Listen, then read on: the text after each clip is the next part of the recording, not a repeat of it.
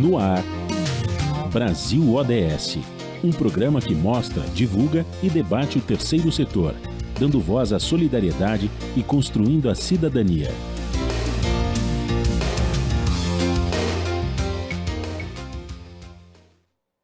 Boa tarde, eu sou Joel Scala e começa agora o Brasil ODS, um programa do Observatório do Terceiro Setor com apoio da FAPESP, a Fundação de Amparo à Pesquisa do Estado de São Paulo.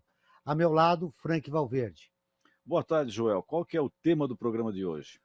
Boa tarde, Franklin. O tema do programa de hoje será bioconstruções. O aquecimento global está presente em todos os lugares do mundo e principalmente nas grandes cidades. Temos testemunhado inúmeras catástrofes climáticas no Brasil, na Europa, na Ásia e nos Estados Unidos, como ciclones e chuvas torrenciais que inundam inúmeras cidades, deixando milhares de desabrigados. É um rastro de destruição. A ciência vem buscando soluções para o problema do aquecimento global, ou, pelo menos, minimizar os seus efeitos.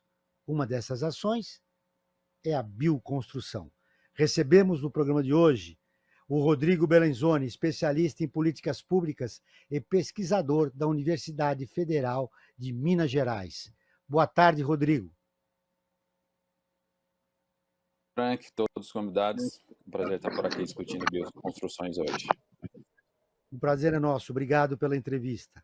Meriellen Mizutani, arquiteta e docente universitária, mestre em cidades inteligentes e sustentáveis. Boa tarde, Meriellen, seja muito bem-vindo ao programa. Boa tarde a todos, vai ser uma tarde deliciosa para falar sobre bioconstrução e ODSs.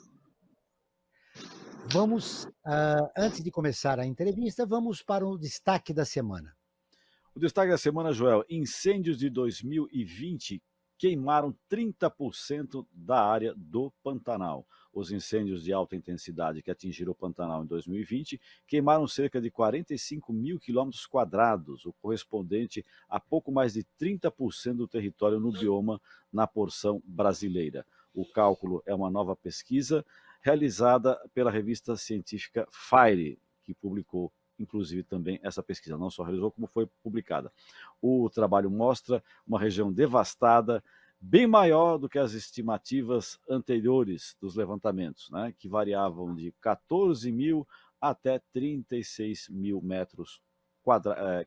quilômetros quadrados. É uma área absurda, destruída do nosso Pantanal. Mais informações a respeito dessa matéria você encontra no nosso portal, matéria que foi escrita pela Maria Fernanda Garcia. É isso, Joel. Uma equipe de cientistas com apoio da FAPESP e a participação do professor Rodrigo Belenzoni tem estudado a implantação de telhados verdes e os benefícios que eles trazem na redução da temperatura local e no gasto de energia com a refrigeração dos edifícios. Rodrigo, como foi a realização dessa pesquisa? Bem, Joel, é importante ressaltar que essa pesquisa ela foi uma pesquisa essencialmente teórica num primeiro momento, onde a gente lança a mão de algumas abordagens de modelagem, tá? Uma série de modelos, na verdade, acoplados a modelos espaciais, para que a gente tenha uma dimensão de como a teoria se comportaria na realidade. Dito isso, a gente simula situações reais em modelos computacionais para entender o impacto na escala da cidade como um todo. Funcionaria basicamente como um projeto arquitetônico. Antes de você erguer o edifício, erguer aquela edificação, você primeiro tem um projeto, precisa entender os impactos, se ele se sustenta em pé, antes de partir para a prática. Então foi esse trabalho de teoria que nós fizemos, focados em telhados verdes, né, conhecidos como green roofs, na literatura também acadêmica, que consiste basicamente em se desenvolver um modelo de bioconstrução no alto de edifícios, substituindo as coberturas tradicionais, e aí sim a gente vai ter alguns efeitos, como, por exemplo, coleta de água de chuva, sombreamento, algumas possibilidades de geração de energia, produção agrícola, inclusive nesse telhado. Eu queria te perguntar os benefícios, né, desses telhados verdes. Perfeito. Uma vez que essa infraestrutura verde ou solução baseada na natureza é implementada nas cidades, claro, vai depender da sua escala, se é muito pontual em cima de um edifício ou se ocupa uma área maior na cidade, ele passa a ter efeitos em vários sistemas dos quais as cidades são dependentes, entre eles a geração e consumo de energia, ao proporcionar um certo conforto térmico, impacto também nos sistemas alimentares, ao possibilitar a produção de alimentos em pequena escala dentro das próprias cidades, isso diminui a demanda por alimentos que vêm do entorno, lembrando também que esses alimentos eles precisam de energia e água para ser produzidos, tá? E também uma infraestrutura nos telhados coleta a água de chuva, pode essa água ir para uma cisterna, pode ser utilizada para irrigação de jardins ou estruturas desse tipo, e contribuem também para a redução do escoamento superficial das enchentes nas cidades. Rodrigo, só para esclarecer para o nosso público, né, quando a gente usa a palavra bioconstruções, isso ela se refere só a essa questão por exemplo, dos telhados, né, terem essa vegetação, ou também na utilização de materiais para a sustentação, digamos assim, de tijolos, enfim, fazer uma construção mais ecológica. O que é o termo bioconstrução, até onde que ele abarca, só para o grande público ter noção da real semântica dessa palavra? Perfeito. O tema bioconstruções é algo um pouco mais amplo, né, Frank? Então, como você mencionou, engloba a possibilidade de uso de biomateriais nos elementos ou substituição dos elementos tradicionais da construção. Você pode substituir o aço por estruturas de bambu ou madeira, substituir o concreto por alguns outros elementos com uma concentração maior em argila e materiais naturais. A gente tem um especialista que vai falar justamente dessa parte dos materiais, um arquiteto aqui para isso. A minha parte é um pouco mais fora da construção civil, nos impactos das políticas, nas decisões que esses sistemas podem causar para as cidades, tá? Mas eu já adianto que a bioconstrução é algo mais amplo e, nesse caso específico dos telhados verdes, eles podem ser construídos da forma convencional, que a gente faz inclusive uma análise do ciclo de vida dos materiais utilizados para a construção desses telhados, ou mesmo incorporando ainda mais elementos da bioconstrução, como esses de origem natural que eu mencionei. Perfeito. Merielle, como o Rodrigo disse, né, você é arquiteta, né, você podia falar um pouquinho mais então desses detalhes da bioconstrução, né, ou seja, os materiais que são utilizados, né, porque a gente vê uma série de materiais de construção, né, através da mídia, aí, com as campanhas de marketing que as empresas fazem, né, telhas que são que têm elementos da natureza, né, que não é só alimentos já nem se pode mais utilizar, mas enfim, o material mineral, mas não, já com fibras vegetais, enfim. Como é que funciona isso? O que vem a ser essa bioconstrução e o que a gente consegue encontrar no mercado como sendo um material de bioconstrução? O que é importante? Por que ela é importante, a bioconstrução? Qual é a importância dela? Última pergunta. Eu acho que a bioconstrução, a gente brinca que nós abandonamos um pouco esse raciocínio dessa construção sustentável quando entramos na Revolução Industrial e veio diversas tecnologias construtivas. A gente acabou abandonando. Logo que a gente começa o ensino da arquitetura, nós apresentamos para os alunos um livro que eu brinco que é a essência da arquitetura, que é o Arquiteto do Pé Descalço, que justamente trabalha o quê? Trabalha essa arquitetura vernacular, essa arquitetura que os antigos trabalhavam muito. Então, por exemplo... As casas a pau a pique, por exemplo, né? Exemplos As casas de a pau a materiais. pique, né? O pau a pique a gente não usa mais tanto, existe algumas regiões que sim trabalhamos com pau a pique, mas nós temos, por exemplo, tijolo adobe, que é um tijolo convencional, só que porém ele não vai ao forno, né? Então a gente trabalha com argila não totalmente aquecida, e esse tijolo, além do, assim, a gente quando fala de bioconstrução, a gente tem que ter duas análises. A análise da produção desse material, e a análise de como esse material ele vai ter um impacto tanto na natureza, na cidade. Eu falo que quando a gente projeta uma edificação, a gente não tem que projetar brincar de Lego, nós vamos ter que entender como essa edificação reage com a cidade e com a sociedade. e, claro, também o bem-estar que essa edificação vai proporcionar para esse usuário, né? Afinal de contas, nós projetamos para o ser humano, para o usuário. Então, um dos exemplos é o tijolo adobe, que se a gente fosse buscar uma imagem, ele assemelha muito aquele tijolinho convencional, tradicional, pequenininho, só que ele não vai ao forno. Né? E a gente aproveita normalmente o quê? Aí vem uma outra análise da sustentabilidade muito importante, que é a questão da logística reversa também quando a gente usa o material.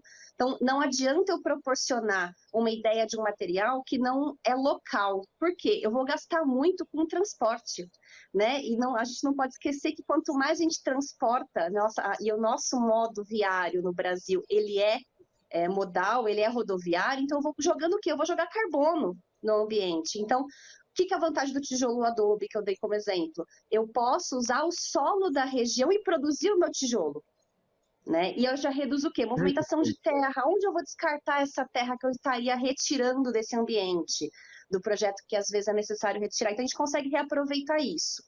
Outro exemplo que hoje já está no mercado... É resistente esse material? Esse tijolo adobe é resistente? Porque quando você estava falando, a dúvida que me veio à cabeça é o seguinte, bom, ele não é cozido, né? Ele não passa num processo de cozimento, né, daqueles fornos que tem nas olarias, né? Então, mas será que ele é tão resistente na parede, a ponto de eu aguentar, por exemplo, um prego, um parafuso com uma bucha, enfim?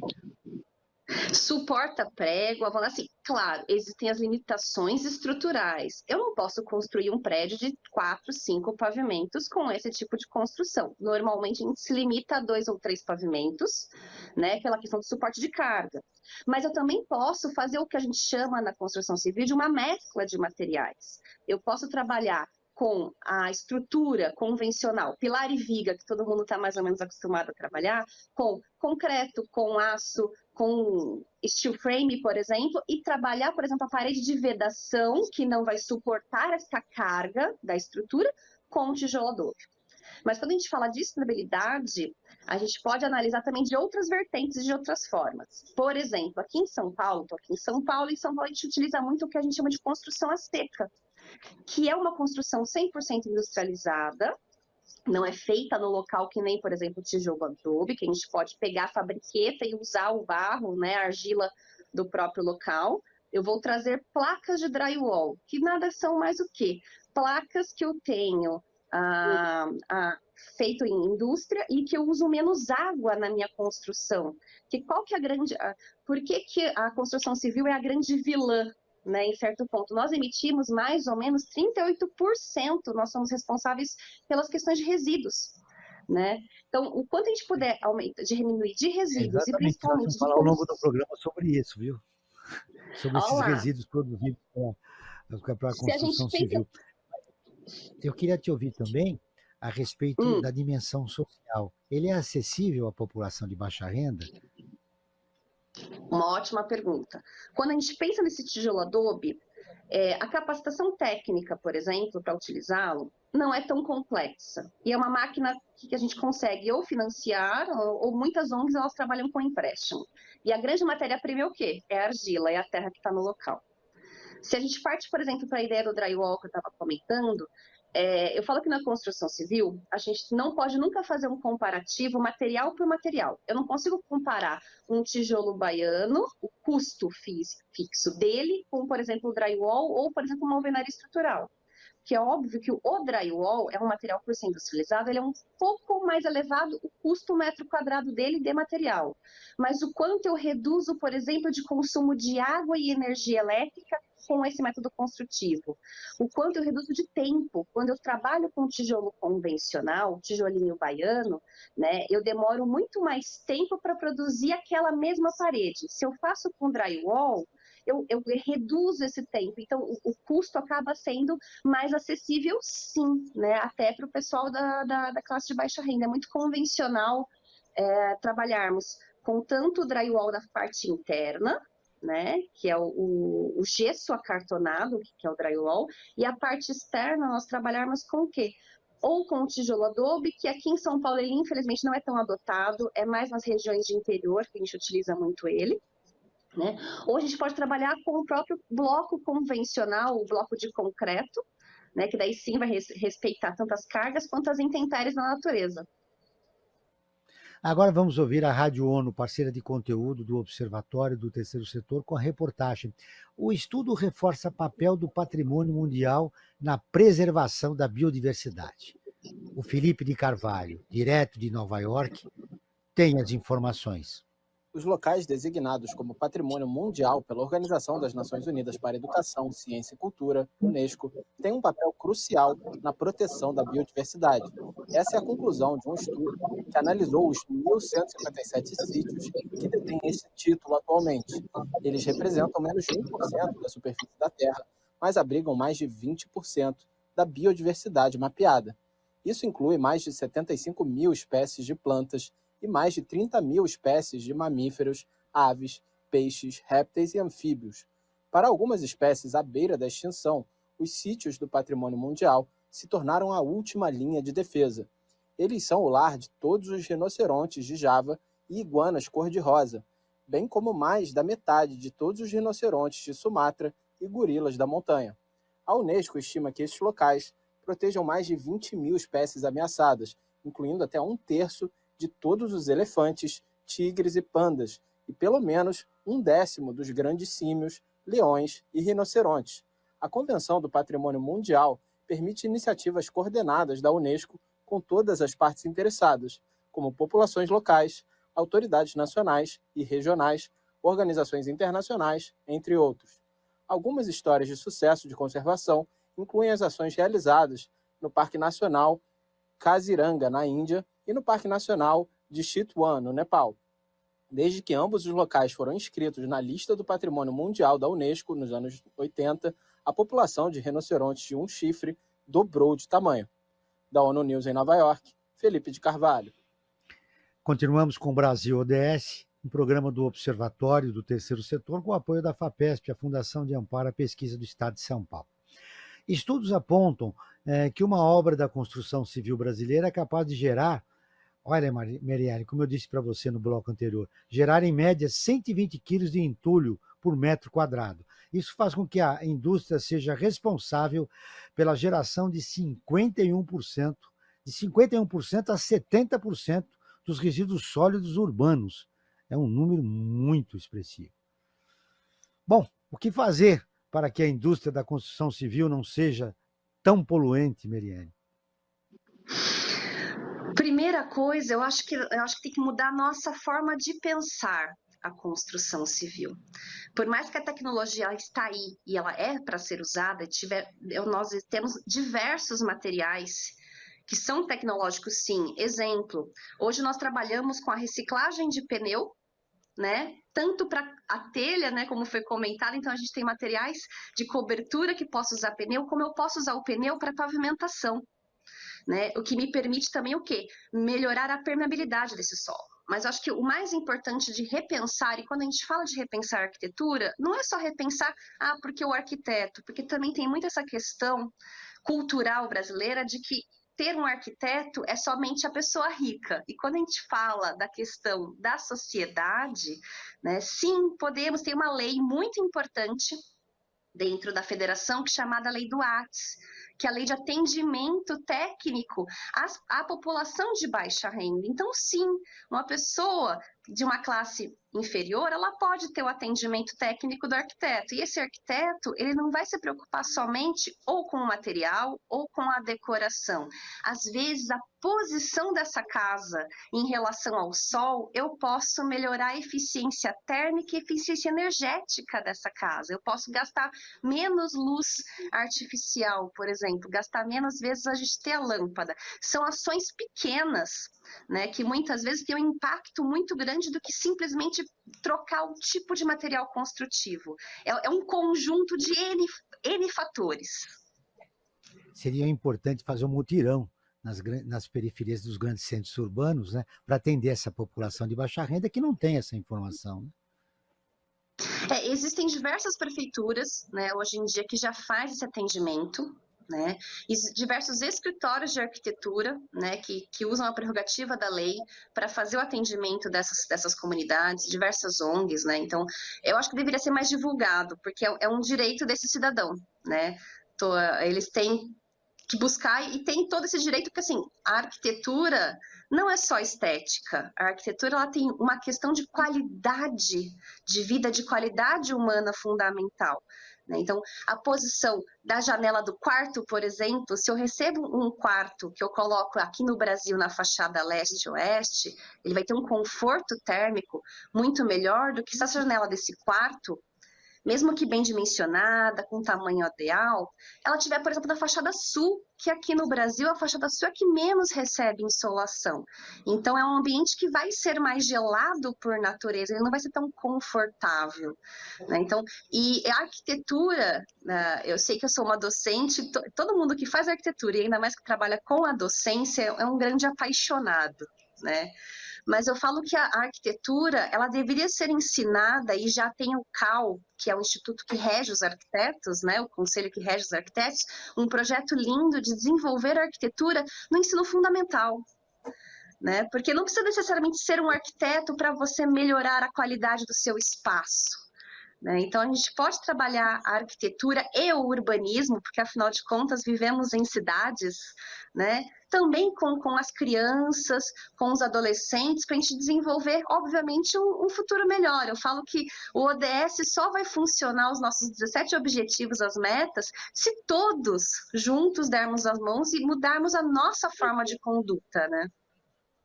Verdade. Rodrigo, a Meire falou a questão da temperatura, né? Enfim, que isso pode repercutir na melhora da situação quando você está construindo.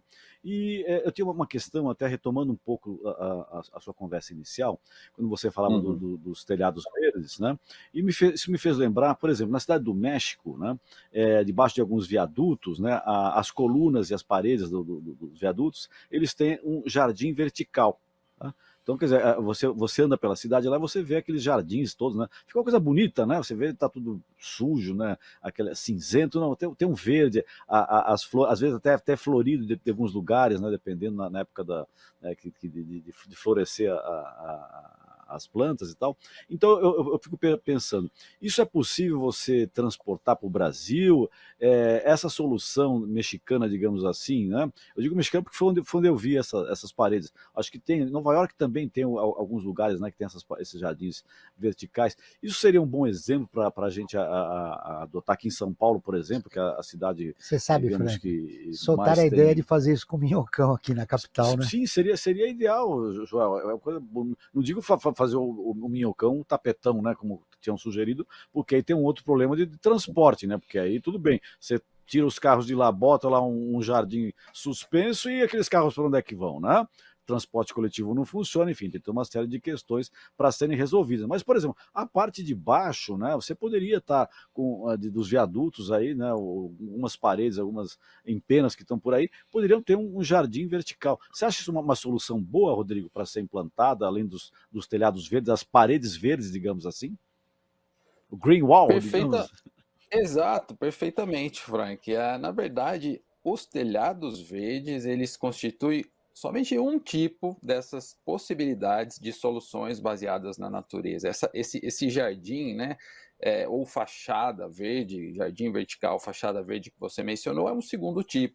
E junto deles são vários outros, como, por exemplo, florestas urbanas, hortas urbanas, até mesmo árvores de rua, elas são entendidas como infraestruturas verdes essenciais ao controle do microclima na cidade, ao controle daquela água que vai atingir o solo e causar um acúmulo um pouco maior e, consequentemente, uma inundação, uma força maior da água no escoamento. Então, são uma série de infraestruturas que devem ser pensadas de forma integrada para proporcionar esse objetivo para a cidade, seja ele um objetivo climático, no sentido de temperatura, microclima, você ameniza a temperatura, controla um pouquinho o microclima a partir da presença dessas infraestruturas verdes, seja ela uma opção de controlar a água da chuva, o escoamento superficial e as enchentes em determinada região da cidade, seja ela até mesmo uma função de produção de alimentos em pequena escala, criação de mercados locais, alimentos orgânicos em uma escala obviamente menor do que as grandes monoculturas que fornecem para o país todo e até para os mercados globais. Então, tudo isso integrado, a gente está falando diretamente de segurança alimentar, de menores impactos do consumo, de reutilização da água, captação de água de chuva, controle do microclima local, e ao controlar o microclima local, você tem uma redução do consumo de energia elétrica. Quando você diminui o ar-condicionado, a demanda por ar-condicionado, você pressiona menos o sistema elétrico como um todo, que no Brasil, por sua vez, é baseado fortemente em hidrelétricas. Então a gente está falando também diretamente de como fazer a gestão da água ao plantar mais árvores nas cidades, por exemplo. Então tudo isso interligado, a gente está falando de políticas climáticas, de menor emissão de carbono, maiores estoques de carbono. A gente pode colocar os resíduos e a logística reversa, né, a economia circular, nessa abordagem também, como Meirelli mencionou, na questão dos materiais utilizados para construções. E para fechar esse meu ponto, eu iria além, diria que não só há espaço para o Brasil estimular e desenvolver esse tipo de iniciativa, como elas deveriam fazer cada vez mais parte dos planos diretores das cidades e, quem sabe, requisito básico obrigatório nos programas de habitação social, exigindo que esses programas sejam o exemplo para acabar com essa mística de que esse tipo de construção é para uma população que não tem recurso para comprar aço, concreto, vidro, coisas lindas, mármore e Carrara. Não. É uma construção altamente eficiente, baseada em conhecimentos tradicionais, utiliza materiais locais e a premissa básica é, ao utilizar materiais locais, você demanda menos de cadeias globais e você salva energia e controla as emissões. É necessário realmente uma mudança cultural, né, na visão de como a gente vê as cidades, né, Rodrigo? Eu estava citando para o Frank, quando ele estava te perguntando a respeito do minhocão. Né? Paralelamente a isso, teremos que ter políticas públicas incentivando, né, o transporte coletivo. Mas a autorização, por exemplo, do minhocão, que a prefeitura agora recentemente falou que vai investir 60 milhões, né, para restaurar, né, algumas partes que são necessárias, né, a manutenção, transformando o Minhocão num espaço verde. O que você acha dessa ideia? Olha, é um projeto que, na verdade, ele tem que ser analisado especificamente. Tem que uma equipe com diversas habilidades técnicas, não só arquitetos, não só engenheiros, mas pessoas com uma abordagem social. Tem uma população muito grande a ser afetada por ali, pessoas especializadas em transporte, então uma equipe multidisciplinar. Então, novamente, eu faço o apelo para equipes multidisciplinares focadas nesse tipo de projeto, análises integradas, porque de nada adianta desenvolver um projeto ali pensando exclusivamente naquela região, se você não estimar todos os efeitos indiretos daquela decisão, sejam eles em termos de recursos, como a gente vinha falando, água, energia, etc., mas da população afetada, de como aquilo vai mudar na dinâmica da cidade. Então, a chave aqui é a especificidade local. Você precisa entender exatamente o detalhe daquele local, os objetivos do projeto, a população afetada, os recursos disponíveis para então se desenvolver a melhor solução possível. E, obviamente, que a solução que funciona no hemisfério norte, para um país frio, temperado ou rico, não necessariamente funcionaria aqui. Pode até ser que funcione em uma determinada região, mas não significa que ele pode ser amplamente escalado. Então, a especificidade local é algo fundamental a ser respeitado. Durante o programa, ainda vou voltar a repercutir com você algumas coisas que acontecem na nossa cidade. Mas agora chegou a hora de divulgar o resultado da nossa enquete, Frank. É verdade, a cada programa que nós realizamos aqui na Rádio Brasil Atual, nós fazemos uma enquete sobre o tema do programa. E nós fizemos a questão para o programa de hoje da seguinte forma: você sabe o que é bioconstrução? O resultado foi surpreendentemente positivo, né? 72% daqueles que nos seguem no Instagram disseram que sim, que sabem o que é uma construção, uma bioconstrução. Né? E além da enquete, nós fazemos também, nós abrimos o espaço, melhor dizendo, para os nossos seguidores e seguidoras fazerem perguntas para os convidados e convidadas que participam do nosso programa. E hoje participam com as perguntas o Odair, né, o seguidor Odair, e a seguidora Carla Maria, com cada um com uma questão. E eu agradeço tanto ao Odair como a Carla a contribuição de ter enviado as questões aqui para o Rodrigo e para a Meirelli. E eu vou começar com a Meirelli fazendo a pergunta que foi enviada pelo Odair. Tá? E ele pergunta o seguinte: existe uma forma barata de bioconstrução, a preocupação dele, que é como às vezes muitas pessoas comentam, o senso comum, né? Não, tudo bem, essa questão ecológica eu também sou favorável, só que é muito cara, eu não tenho condições, eu vou Não é só ele, não, é a maioria da população pensa é no muito custo. caro, não dá, vou comprar essa telha é muito mais cara, tudo muito mais caro. Então o pessoal acaba optando por umas coisas que não são tão ecológicas, sustentáveis. Por quê? Porque está mais dentro do seu bolso, né? Que sempre o orçamento reduzido de boa parte da população. Então fica a questão do Dair, né, para a Merielle. Existe uma forma barata de bioconstrução? Uma ótima pergunta do Odair, diga-se de passagem. Né? Tudo que mexe no bolso é mais delicado. Eu falo o seguinte, primeiro, lei de mercado e procura. Quanto mais pessoas procurarem, obviamente, economicamente vai ficar mais barato. Né? Mas a gente pode talvez pensar em bioconstrução, ou eu gosto muito do termo de construção sustentável, de diversos olhares. Eu vou dar um exemplo real meu. Né? Logo que veio a crise hídrica lá de São Paulo, né, já os seus 6 ou 7, uns 8 anos atrás já, que a gente não tinha água, não tinha abastecimento, o que eu inventei?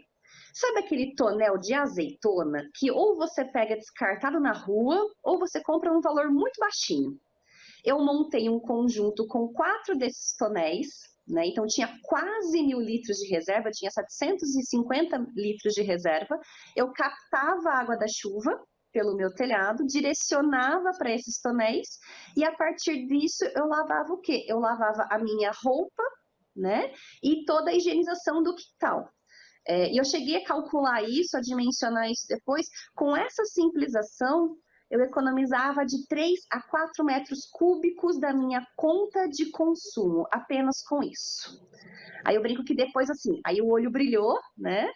E eu sou uma pessoa apaixonada pelo movimento sustentável, e quando eu tive a oportunidade de fazer uma reforma em si da casa, né, eu peguei esse raciocínio, ampliei, aí ficou um custo um pouco mais caro, daí, então eu coloquei uma cisterna de 3.000 litros, mais a caixa d'água acima da casa, né, então eu tenho aproximadamente 4.000 litros de reserva de água de chuva hoje, e essa, além de só lavar a roupa e o meu quintal, hoje eu jogo toda essa água para onde? Para o meu vaso sanitário.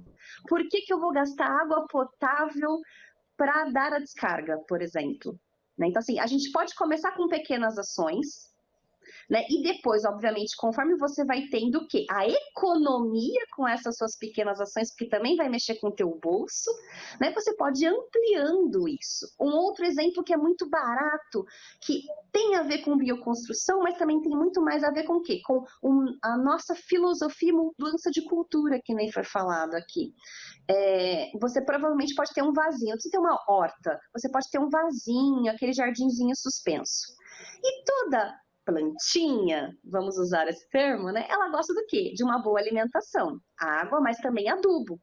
Por que eu vou comprar o meu adubo? Por que eu não posso fazer uma composteira na minha casa a partir de baldezinhos, que não vai ocupar muito espaço? Aquela casca de banana que você vai descartar da tua casa, em vez de você jogar no lixo, você põe na sua composteira. Depois de um tempo, você vai ter o quê? O seu próprio adubo natural que vai colocar no seu jardim, nas suas plantinhas, na sua horta, na sua florzinha. Então, assim, é aquilo mesmo de mudar o quê? Mudar justamente o nosso pensamento, a nossa cultura, com pequenas ações. Eu brinco quando eu falo tanto para os meus alunos quanto para os meus filhos. Tenho 3 crianças, né? Eu falo assim, uma andorinha só não faz verão, mas se nós juntarmos várias andorinhas, a gente vai fazer um verão tão lindo. É verdade, é uma boa revoada, né? Realmente o caminho é esse. E a outra questão que nós temos aqui, que foi enviada pela seguidora Carla Maria para o Rodrigo, é a seguinte: como essas novas formas de construção podem impactar o meu bairro, no caso, a Carla perguntando o bairro dela, né? Se essas construções têm algum impacto no bairro ou é aquele impacto só individual da construção na qual você está morando ou trabalhando? Claro, é uma ótima pergunta da Carla Maria, obrigado pela pergunta, e importante que já nos traz a oportunidade de falar não só no exemplo, mas do senso coletivo, né? Como isso poderia mudar o meu entorno e não somente a minha edificação ou o meu interesse particular. Por isso eu achei muito boa. Obviamente, utilizando materiais alternativos, ou mesmo gerados localmente, materiais locais, você diminui a pressão pela produção de materiais que vêm de uma longa distância, que exigem um grande consumo de energia, exercem pressão sobre mineração, por exemplo. Isso tem grandes impactos no ponto de vista global, né, não só regional. Então, essa mudança de atitude ao procurar por produtos mais sustentáveis, né, e nesse caso, produtos da bioconstrução, técnicas alternativas para a construção, vai trazer não só benefícios para o seu bolso, né, porque na verdade a pergunta do Odair foi nesse sentido, e ao meu ver, a bioconstrução, na verdade, ela é mais barata do que a construção tradicional. O que não é barato são os orgânicos. Comer alimento orgânico é muito mais caro do que os alimentos convencionais por conta da escala. Agora, a bioconstrução, você compra muitas vezes, tem acesso muitas vezes a materiais muito mais baratos do que os tradicionais. Então,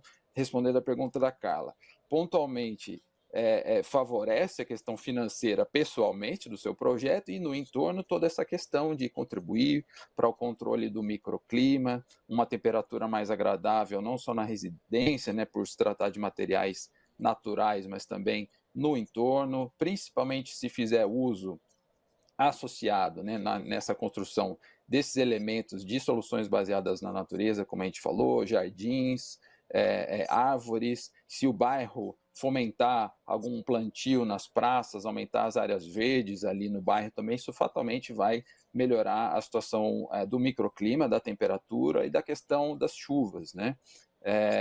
Outro exemplo que foi dado pela Mary Ellen da coleta da água de chuva, a gente encontra inúmeros vídeos na internet mostrando como construir esse tipo de cisterna, que inclusive saiu uma matéria recente num jornal na televisão, mostrando como produzir um programa social, como produzir essas cisternas utilizando tubos de PVC, se não me engano, de 100 milímetros, de 150, aquele tubo normal, branco, convencional para água de esgoto, e você faz uma espécie de serpentina e anexa ele na parede. Então você tem uma caixa d'água que coleta água de chuva e armazena fixado à sua parede sem mesmo ocupar um grande volume de uma caixa d'água convencional, por exemplo. Então são várias alternativas, e aí já vem outra pessoa em cima que desenvolve um filtro para que as folhas não entrem nesse sistema. Então, assim, tudo com material reaproveitável. E automaticamente a gente está promovendo a economia circular, que nada mais é que reciclagem e reuso de materiais, e isso contribui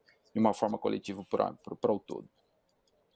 Perfeito. E eu aproveito também para convidar todos e a todas que nos seguem no Instagram, que vocês, para os próximos programas, podem fazer questões, né? Basta ficar atento à caixinha que está lá, e lá, quando sai a enquete, você faz a pergunta e nós reproduzimos aqui para os nossos entrevistados e entrevistadas. Anotando o endereço, @observatório 3setor, o 3 em numeral. Joel. Bom, agora vamos para o destaque do portal do Observatório do Terceiro Setor. Verdade. Setembro Amarelo. ONG oferece apoio emocional para prevenir o suicídio. O Centro de Valorização da Vida, o conhecido CVV, oferece conversas gratuitas, anônimas e sem julgamentos para prevenir o suicídio. O atendimento pode ser feito por telefone, através do 188, por e-mail também, chat, carta ou então presencialmente. No Brasil, mais de 23 milhões de pessoas possuem algum tipo de transtorno mental. O país é o que lidera o ranking da ansiedade e mais de 13% da população é depressiva, de acordo com dados da OMS. Lembrando que essa matéria completa você encontra no site do Observatório do Terceiro Setor, observatório3setor.org.br, o 3 em numeral. E eu pergunto agora tanto para o Rodrigo como para a Mary Ellen, né? Muitos problemas climáticos que estamos vivendo agora, né, mostra a falta da consciência ecológica. E eu pergunto para vocês, né, vamos começar aqui com a Mary Ellen, que o Rodrigo aqui finalizou no outro bloco, né? Vocês são professores, né? E eu pergunto, o que a escola poderia fazer para construir uma consciência ecológica nas novas gerações? Mary Ellen. Primeiro, eu acho que a gente tem que vir lá do berço. Essa escola não é a escola faculdade, é a escola lá dos piquititicos. E o que eu posso dizer Primeira infância, né? como mãe, né, é que sim, a nossa geração, a nossa nova geração tem um futuro. É lindo ver como as escolas, tanto as públicas quanto as privadas, vêm trabalhando de forma teórica, mas também de uma forma muito lúdica a questão do ODS.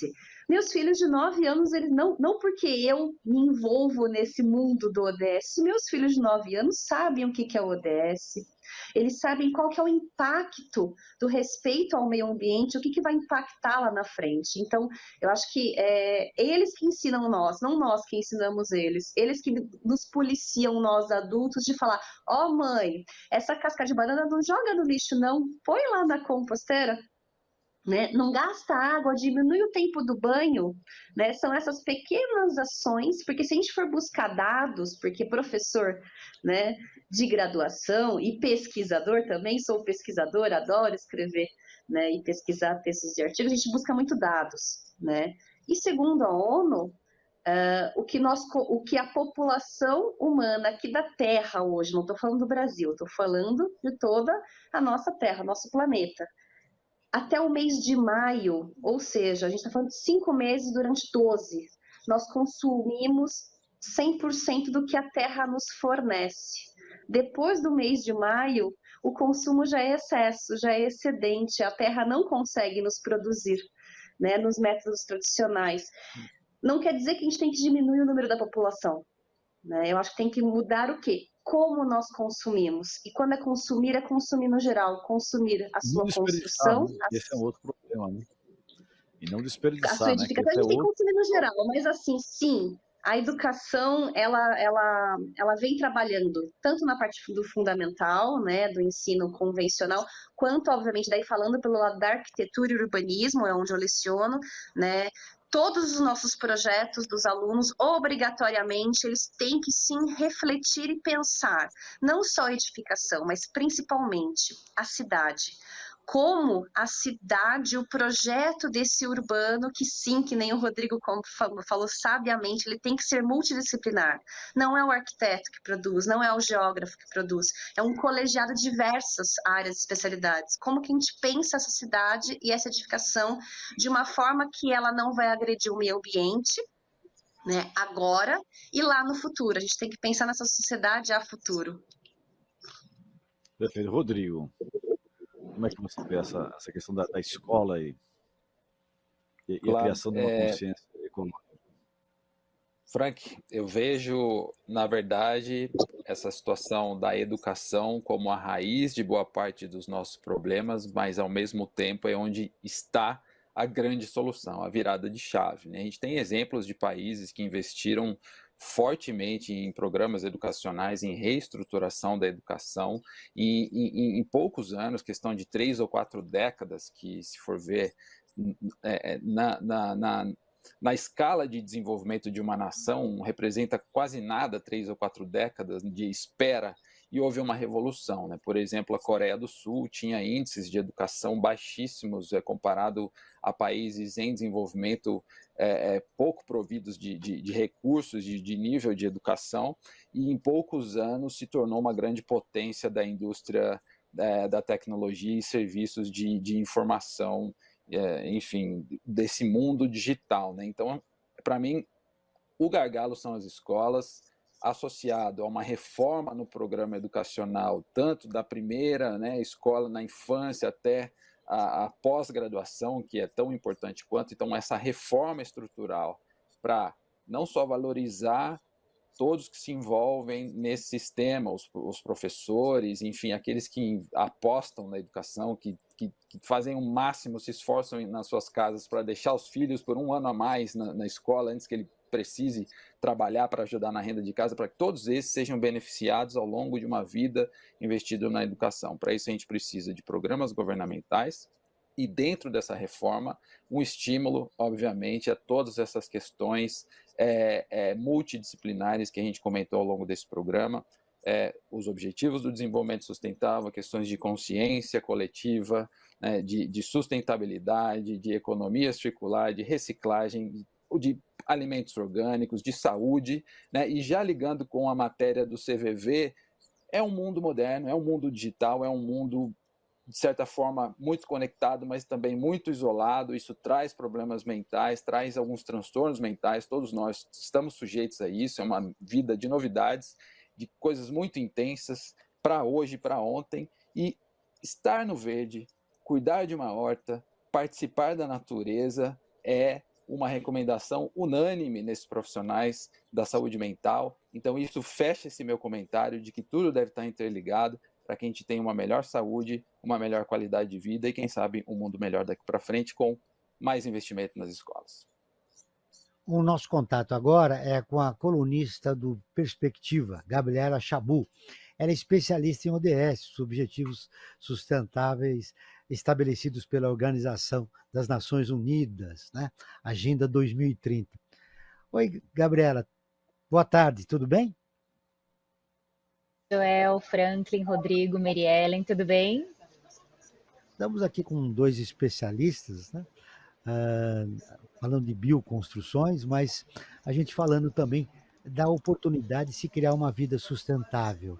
A Meriellen, seu filho de 9 anos já sabe que é ODS, né? Isso, na verdade, é uma coisa fantástica, né? Porque nós estamos realmente, o grande desafio do observatório, quando tem um programa para falar dos ODS, quando uma criança de 9 anos já domina o assunto, já é muito importante. Mas quais as novidades que você traz essa semana? Vamos lá, Joel. Esse tema ele está inserido no ODS 9, Indústria, Inovação e Infraestrutura. Todos os ODS eles têm um nome, né, e um apelido. A gente escreve inovação e infraestrutura, mas o nome dele é construir infraestrutura resiliente, promover industrialização inclusiva e sustentável e fomentar a inovação. Então, entra no âmbito desse ODS que está essa discussão que a gente está fazendo hoje, o ODS 9. Eu queria chamar a atenção, na verdade, não é uma notícia, na verdade é uma coisa relativamente antiga, e é uma coisa que não foi para frente, mas que eu acho que a gente precisa retomar. Então, em 2018, teve um projeto de lei que visava alterar o programa Minha Casa Minha Vida para determinar o emprego de técnicas de bioconstrução num percentual mínimo das unidades imobiliárias. E eu acho que o caminho é por aí, né? O poder público é um grande fomentador das construções, da indústria. E quando você coloca o poder público sendo obrigado, né, ou fomentando essa construção, essa bioconstrução, eu acho que o caminho é por aí. Infelizmente, o PL foi arquivado em 2022, mas eu acho que é uma discussão que a gente precisa retomar. Como que o poder público, como que o governo federal, os governos estaduais. Poxa, perdemos contato com a Gabriela Chabu. Ela estava falando da importância do governo, de políticas públicas, né, para a gente contemplar esse importante tema da bioconstrução. Caiu o contato? Bom, a produção vai restabelecer, ou a gente agradece a Gabriela, ela volta na próxima semana e conclui sobre as políticas públicas necessárias para a gente implementar as ODS no nosso país. De qualquer forma, obrigado, Gabi, um abraço a você. Bom, Franklin, nós estamos no último bloco do Brasil ODS, um programa do Observatório do Terceiro Setor com apoio da FAPESP, a Fundação de Amparo à Pesquisa do Estado de São Paulo. Mas, desculpe, o fim de semana está chegando e agora vamos ouvir as dicas de cultura com Franklin Valverde. Acesso buscamos, nos mobilizamos, rapidez precisamos, uma taxa pagamos para ter. Aí, ao som do transporte público com Rincon Sapiência, vou dar minha dica para este fim de semana de cultura. É o 5º Festival de Filmes sobre Mobilidade. Acontece nesse fim de semana, de hoje, na quinta-feira, até domingo, dia 17 de setembro, no auditório da Fundação Escola de Sociologia e Política de São Paulo, o Mob Film 2023. Os filmes são exibidos nesse festival, tratam essencialmente dos dramas de mobilidade urbana e da violência no trânsito, como está bem refletido na música do Rincon Sapiência. Né? A programação é gratuita e as informações para você assistir esse festival você encontra no site www.mobfilm.com.br. O filme com o M mudo, né? Ou seja, não tem o E.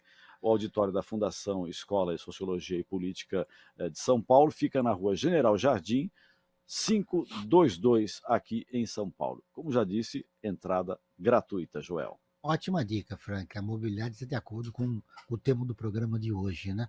Hoje São Paulo é uma cidade enlouquecida pelo trânsito, né? E pelos desencontros das pessoas. E a mobilidade é comprometida, sobretudo para as pessoas que têm deficiência, não só visual, mas também física. Muito bem. Mas muito legal a sua lembrança, viu? Obrigado, João. Agora, nós vamos caminhando para o final do programa. Temos uma pergunta para os nossos dois convidados, né? Rodrigo, o que mais importante você gostaria de deixar registrado no nosso programa para finalizar a nossa entrevista? A gente falou um pouco da sua pesquisa, do trabalho que você realizou, faltou alguma coisa, ou você gostaria de deixar para o nosso ouvinte, né, como uma sugestão, né, para se repensar a maneira, por exemplo, de como nós estamos vivendo num grande centro urbano como São Paulo, enfim. Tal esse espaço rápido para você fazer as suas conclusões finais. Claro, antes de tudo agradecer, Joel, Franklin, ao convite, Mary Ellen, também foi um prazer estar por aqui hoje no programa. Obviamente a gente comentou vários pontos, vários aspectos que são responsabilidades do poder público, inclusive esse último levantado através da agenda cultural sobre mobilidade, né? Dificilmente o indivíduo tem muita ação nessa situação, então há áreas que a gente precisa de uma ação mais efetiva do poder público. Mas, do outro lado, a gente também tem o cidadão, o indivíduo, como um promotor de mudanças. E aí entram as bioconstruções, entram as possibilidades de alteração nos domínios ali do seu imóvel, na influência do seu entorno, do seu vizinho. Participe de uma horta coletiva, tente aproximar com o vereador da sua cidade para desenvolver praças ou algo do tipo, ligar na prefeitura e entender sobre a situação da arborização nas ruas, né, para poder, de repente, controlar a enchente, controlar um microclima, cada um fazendo a sua parte. Eu sei que é um apelo que muitas vezes alguns pensam não funcionar, mas é contagiante. Quando você vê uma mudança próximo de você, eu dou sempre um exemplo, também trabalhei com resíduos sólidos, enfim, você entra num shopping center, ninguém tira um papel do bolso e joga no chão, porque ele está impecavelmente limpo. Mas quando você sai do shopping, na primeira parada de ônibus ali fora, tem um monte de lixo, porque já tem lixo lá, você se incentiva a jogar o lixo, porque ninguém está olhando, não tem dono. Então, assim, Isso é esse pauta para um outro policiamento... programa, viu, Rodrigo? O espaço público não é de ninguém, ninguém trata e ninguém cuida. Exato. Né? Então, esse exemplo, ele é contagiante. Então, estejamos sempre num shopping center com esse pensamento de que já está limpo, ninguém vai ter coragem de ser o primeiro a passar vergonha, jogar algo no chão. Então, vamos dar esse exemplo a partir das nossas casas, das nossas atitudes. Muito bem lembrado. E também o metrô de São Paulo Exatamente, é assim, viu, Rodrigo? Boa lembrança, João. O metrô é assim. Então, que o nosso público seja uma extensão do que é o shopping center, né? Em termos de limpeza. E também nós temos que ter também na cidade um plano para plantação de árvores, né? Cada um planta uma árvore que quer e aí cria-se um problema gravíssimo, né? Uma descontinuidade de várias administrações que passaram por São Paulo. Suas conclusões finais, Importante lembrar, muito obrigado. Árvores nativas, né? Desculpa interromper, árvores nativas. Do contrário, a gente está promovendo invasão, enfim. Contra o bioma, né? Preserva o bioma natural. Exato. Essa é uma excelente dica também. Merielle, as suas conclusões finais, você que deu dicas de reuso da água na época da pandemia, mas que vale para tudo, né? Você continua até agora. Suas conclusões finais, o que você, como professora e uma ativista, né, por uma vida sustentável, quer deixar para o nosso ouvinte? Antes de deixar as minhas considerações finais, eu acho que agradecer esse convite e a vocês três que brilhantemente, Rodrigo, Joel, Franklin, que conduziram esse papo que passou tão rápido que eu acho que eu não percebi, né? De tão gostoso que foi. Mas eu acho que as três coisas que eu poderia falar é que, na verdade, dentro da construção civil e dos ambientalistas, a gente trabalha muito com a terminologia dos 3 R's. Reduzir, reutilizar e reciclar. E eu gosto de introduzir um quarto R, que é ressignificar. Eu acho que na construção, na arquitetura, no nosso dia a dia, se nós trabalharmos com esses 3 R's, muita coisa pode mudar, inclusive, né, o tão desejado atingimento daqui a alguns aninhos, 2030 já está aí, né, dos Objetivos do Desenvolvimento Sustentável, a gente conseguir pelo menos aproximar, né, dessas metas tão audaciosas que foram desenhadas, né, pela ONU e por todos os países participantes. Então, assim, todo mundo que está nos ouvindo, né, todo dia, tira um finalzinho do seu tempo, do seu dia e reflita como foi seu dia, agradeça principalmente como foi esse dia e pense como que você pode o quê? No próximo dia, melhorar ele ainda mais, torná-lo melhor para você, para sua residência, para sua família, pensando no microclima, fazendo analogia, né, lá do telhado verde, mas pensando nesse macroclima, como que você pode melhorar para o seu vizinho, né, para o porteiro do teu prédio, né, para o teu líder, para o teu chefe, como que a gente pode melhorar um dia, né, e a sociedade para todos. Eu acho que encerro assim, e muito obrigada. Nós que agradecemos a entrevista sua e do Rodrigo. Agradeço as participações de Rodrigo Belezoni, especialista em políticas públicas e pesquisador da Universidade Federal de Minas Gerais. Mariellen Mizutani, que é arquiteta e docente universitária, mestre em cidades inteligentes sustentáveis. O Brasil ODS, um programa do Observatório do Terceiro Setor, com o apoio da FAPESP, a Fundação de Amparo à Pesquisa do Estado de São Paulo, está terminando. Não esqueça de seguir o Observatório em suas redes sociais, facebook.com/Observatório Terceiro Setor e no Instagram também. Instagram, no YouTube e no Instagram. O YouTube é youtube.com/Observatório Terceiro Setor. Esse programa foi produzido pela equipe do Observatório do Terceiro Setor. Na próxima terça-feira, às 16 horas, ouça o nosso programa Perspectiva, sempre com assuntos importantes da atualidade e do terceiro setor.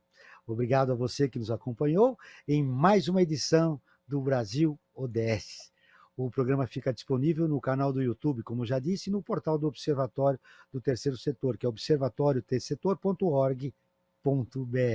Se tiver algum comentário, dúvida ou sugestão, envie um e-mail para pautas@observatoriotercetor.org.br. E ficamos por aqui, sempre na luta por uma sociedade mais justa, sustentável e tolerante. Até o próximo programa.